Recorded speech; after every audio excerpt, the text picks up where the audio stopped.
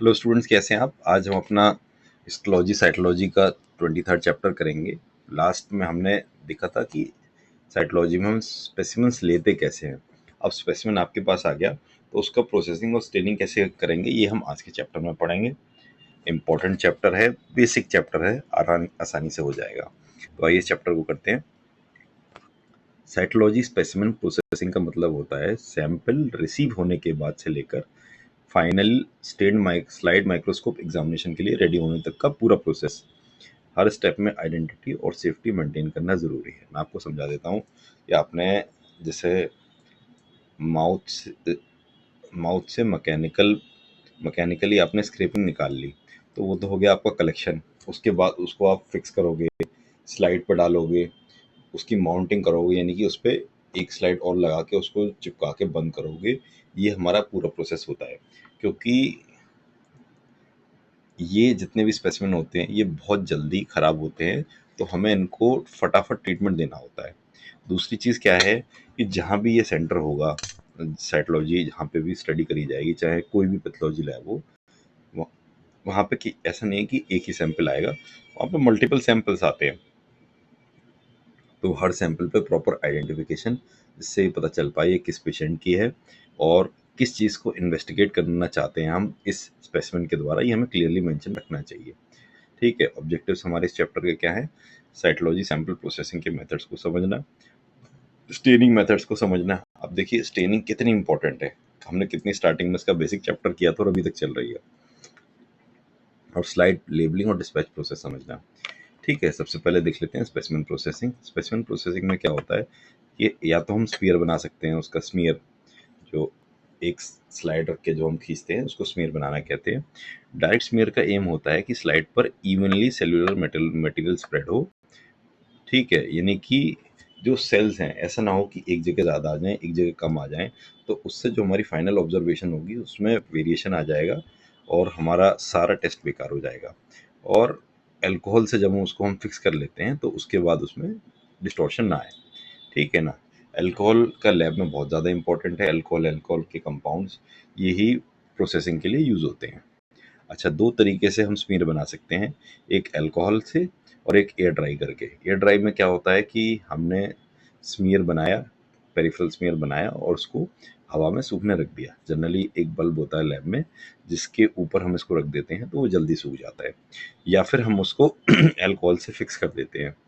तो अल्कोहल से फिक्स करने के पीछे ये होता है कि जो उसकी ग्रोथ होती है वो रुक जाती है, डिग्रेडेशन रुक जाता है और सेल उसी उसमें मेंटेन रहते हैं। तो अगर हम अल्कोहल से स्मीयर करना चाह रहे हैं तो हमें यूज़ करना पड़ेगा और पानी कुलाओ स्टेन। ठीक है, और अगर हमें एयर ड्राई करना है तो इसमें रोमानोव्स्की स्टेन डालना पड़ेगा। ठीक है, उसके बाद आगे हमारे लिक्विड स्पेसिमेन। लिक्विड स्पेसिमेन में हमें मेन क्या ध्यान रखना होता है कि कहीं भी ब्लड क्लॉट ना हो। अगर ब्लड क्लॉट है तो पहले हमें उस ब्लड क्लॉट को रिमूव करना है, उसके बाद सेल ब्लॉक बनेगा। ठीक है, अगर सेल्स में लो सेलुलैरिटी है तो हम उसको साइटोसेंट्रीफ्यूज कर सकते हैं, और हाई वॉल्यूम है सेल्स की तो उसे हम सेंट्रीफ्यूज करके स्मीयर बना सकते हैं। ठीक है, अब स्पेसिमेन स्टेनिंग देख लेते हैं एक बार। अभी हमने पढ़ा था पापानिकुलाओ स्टेन, थोड़ा फनी नाम है तो इजीली याद हो जाएगा। ये मेनली हम अल्कोहल से फिक्स करी हुई स्लाइड्स के लिए यूज़ करते हैं। और न्यूक्लियर स्टेन हेमाटोक्सिलिन जो हमने डाई पढ़ी थी, और दो साइटोप्लाज्मिक स्टेन और होते हैं OG6 और EF, ये यूज़ होते हैं।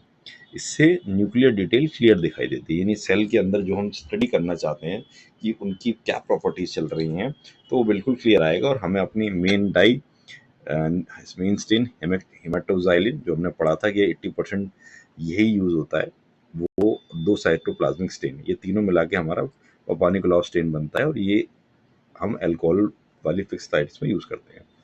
तो सेकंड आ गया हमारा रोमनोव्स्की स्टेन। ये एयर ड्राइड स्मीयर्स के लिए यूज़ होता है। ये मेटाक्रोमेटिक स्टेन्स होते हैं जिसमें इओसिन और मिथिलिन ब्लू का मिक्स होता है।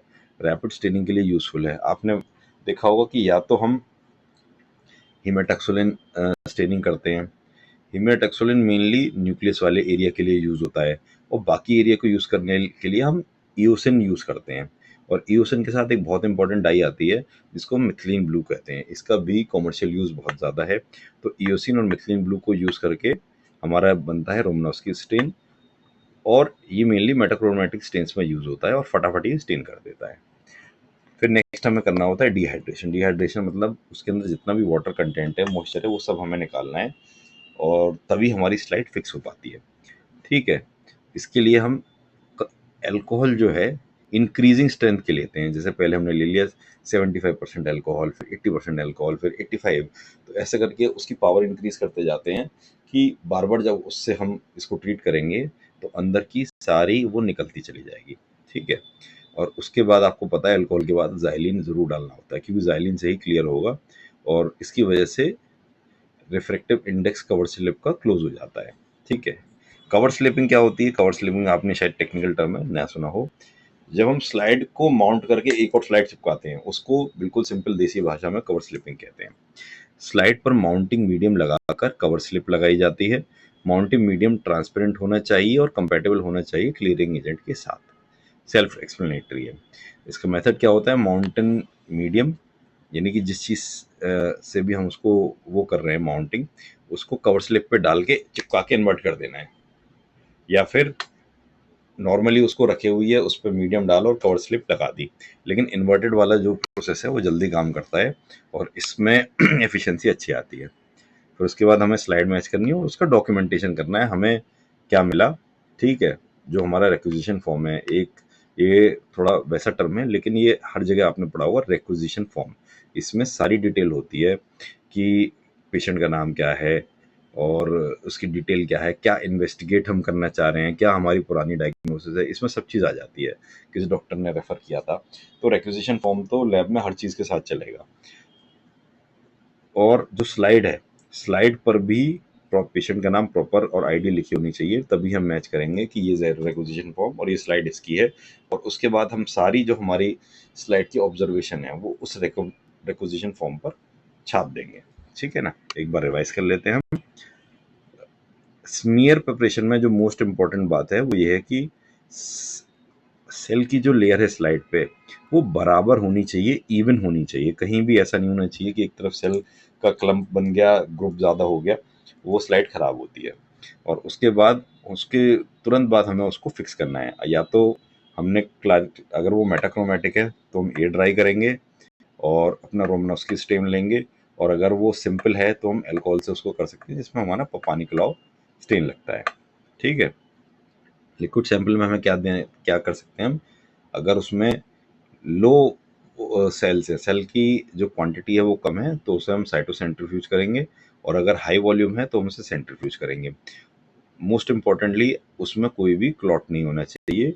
अगर कहीं भी क्लॉट है तो उसको पहले क्लॉट को खोलना है। ठीक है, पानी क्लो स्टाव हमने स्टेन पढ़ ही लिया कि अल्कोहल फिक्सेशन में यूज होता है। इसमें हमारी मेन चीज़ यूज होती है हेमाटोजाइलिन, OG6 और EA। रोमनॉस की हम एयर ड्राइड पे लेते हैं, ये रैपिड होता है और मेटाक्रोमेटिक के लिए यूज होता है। क्लियरिंग हमें जाइलिन से करनी है, जहाँ भी क्लियरिंग आ गया वहीं जाइलिन लिखा है।